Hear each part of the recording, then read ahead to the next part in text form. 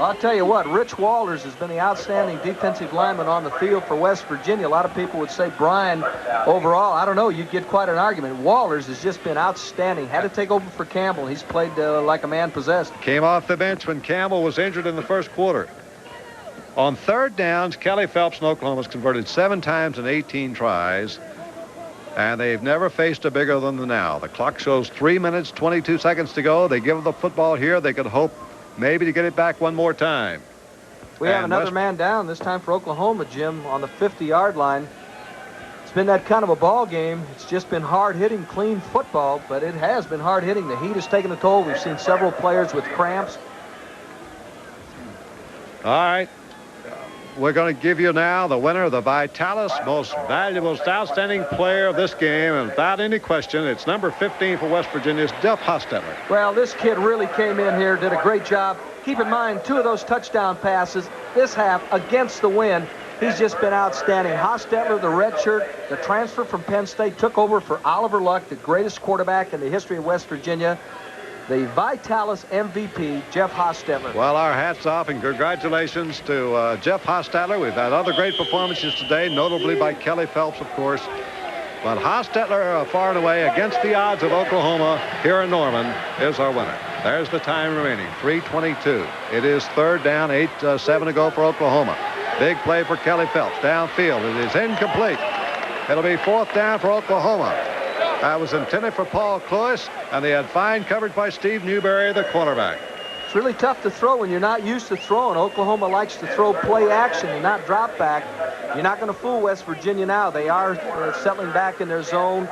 Well, so here's another big call. They said West Virginia wouldn't be able to continue without Oliver Luck.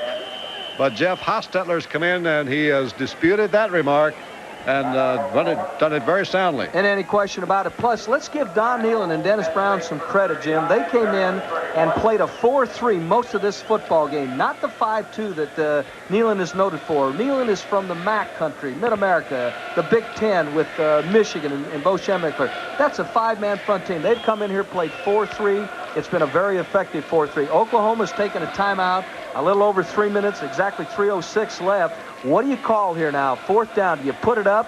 Do you try and go with the option with Phelps and the exciting Wilson? Very interesting call here for Galen Hall. Yeah, you can also kick them deep. The 3 minutes to go. You stop West Virginia. You get the ball back with maybe a minute and a half or more to go. There's another way to think. You play for a break. You give the ball here to West Virginia, the 40. Even if you stop in 3 plays, they're going to punch you back down close to your own end zone. Absolutely. Number 7 is on the field, though. Kelly Phelps is out there. Barry Switzer is talking it over on the sideline.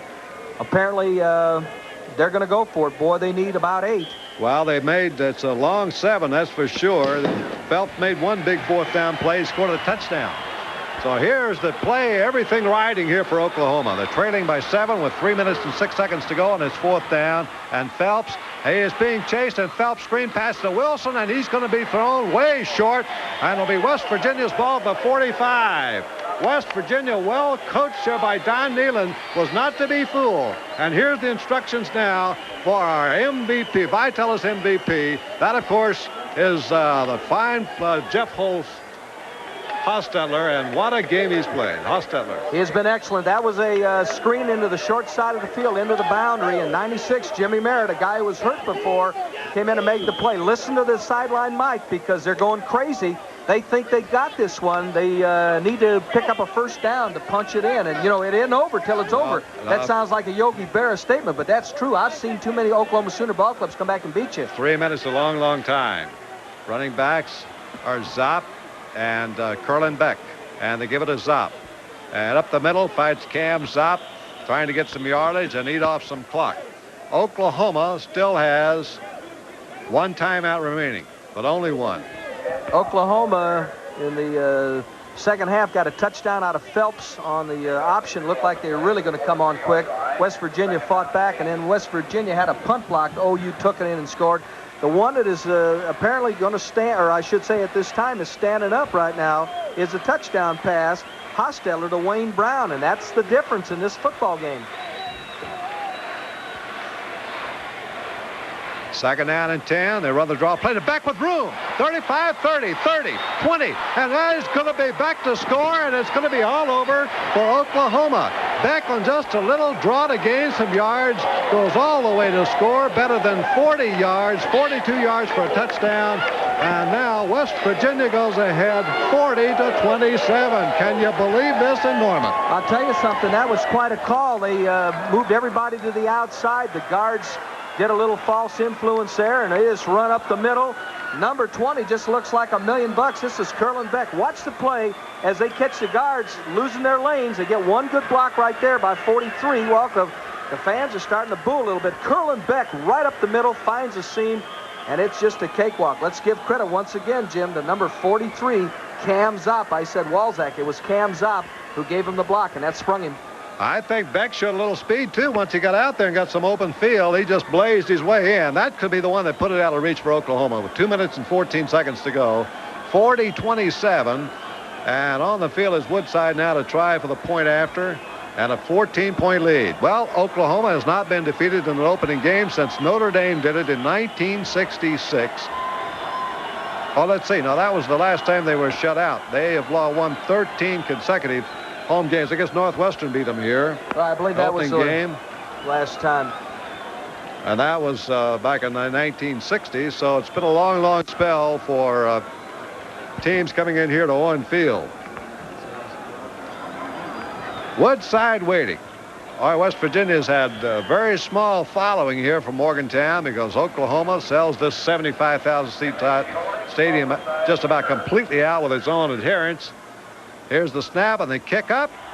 And it's a 14-point lead for West Virginia. Mountaineers 41 and Oklahoma 27. We started out, Jim, West Virginia was down 14-0 so fast, couldn't believe it.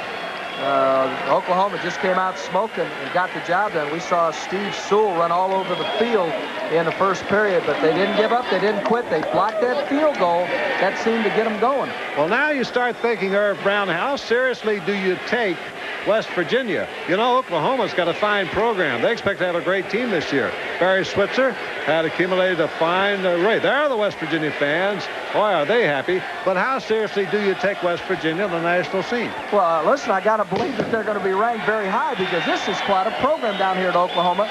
The thing that has to be so gratifying for Don Nehlen is the performance of Hostetler. He's been unreal. Just one of the better performances you've seen. And Jack Elway came in here and was outstanding. Now people will be comparing the two.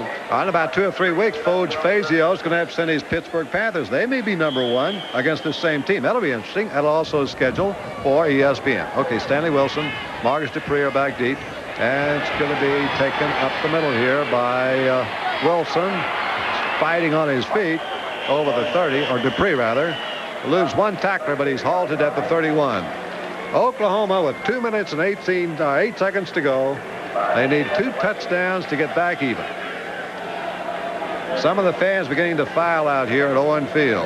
Well, don't worry about the Sooners. They're going to be back to win their 8, 9, or 10 ball games, but they were outplayed here in the opener today by West Virginia. Mountaineers now in that 5-2 defense, and that's what Don Nehlen likes to play. They're doubling up on the wide receivers. They got a new quarterback in there. Nope, that's still Kelly Phelps, and he's being sacked.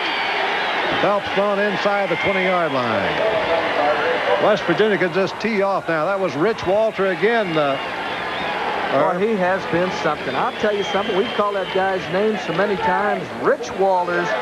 6'1", 230, just a junior. There's a story on West Virginia's scoring drive. We saw an outstanding draw. They've only been able to run 2 running plays here today, the sprint draw and the regular draw, and got one in the end zone on the ground. Here's a draw play now as they give it off to Sims. Sims over the 25 to 27.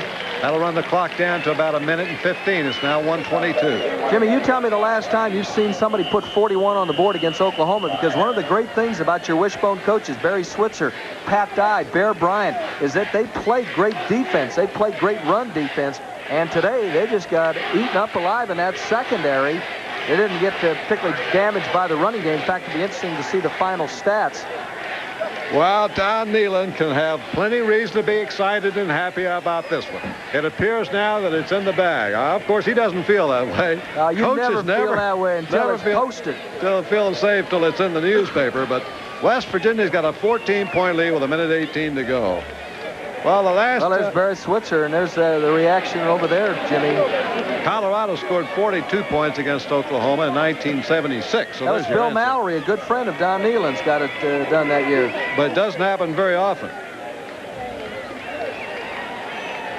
Well, you got to give credit. I know a lot of people in this stadium are disappointed in the Sooner performance, but you got to give credit to what Don Nehlen did today, particularly with that even defense. Came in, knew he had to throw to win. He wasn't going to run the ball and win, but he used enough running to slow him down with the draw. Yep. A lot of them are going home. They'll be heading back to Oklahoma City. It was 1968 that it was Notre Dame that defeated Oklahoma 45-21. That was the opening game. But it's been a long time since they lost one here. There's a tipped pass caught by Cluis. Complete up over the 40-yard line, but short of a first down. Once again, Barry Switzer said before the ballgame, Don Nehlen has done a great job with this program. You better be leery. All right, here's another look as Kelly Phelps, who's thrown much more than Oklahoma would like to have thrown today, throws a little crossing pattern. There's the tip play. You work on that every day, and the reception by number 82. I don't think that was intentional, Irv. No, it wasn't. Just happened. Going for the first down. It's Wilson. He's got the first down. And then he is slammed down to 50. First down for Oklahoma. Now less than a minute to go. 50 seconds to go. They'll go without a huddle. The last time that Oklahoma lost its opening game, 68, they went on and finished up, went to a bowl game. They beat Nebraska that year 47-0, and then went on, lost to SMU by a point in the Astro Blue Bonnet Bowl. But it's rare. It'll be the first opening loss ever for Barry Switzer. The home run throw now by Barry Kelly, and offensive interference will be called against Cluis of Oklahoma. I don't think there's any question about that. The official on that side, Tom Finken from Arvada, Colorado, throws the flag, and it looked like Oklahoma definitely pushed off. Armstead had it measured all the way, number 24. Watch Vance Carlson. Interference against the passing team. So that'll be a penalty back from the line of scrimmage. Clock shows 32 seconds to go. Well, Oklahoma continued its scoring string here today. 180 consecutive games, but their long string of winning opening games is over. It would appear for certain. First opening game loss ever for Barry Switzer coached Oklahoma team.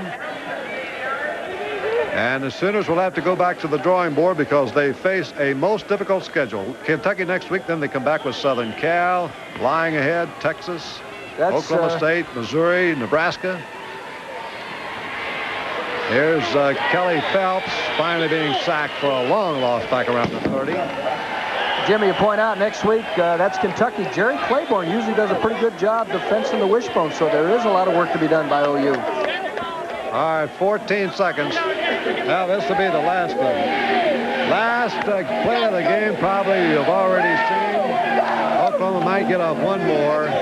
3 seconds, 2, 1.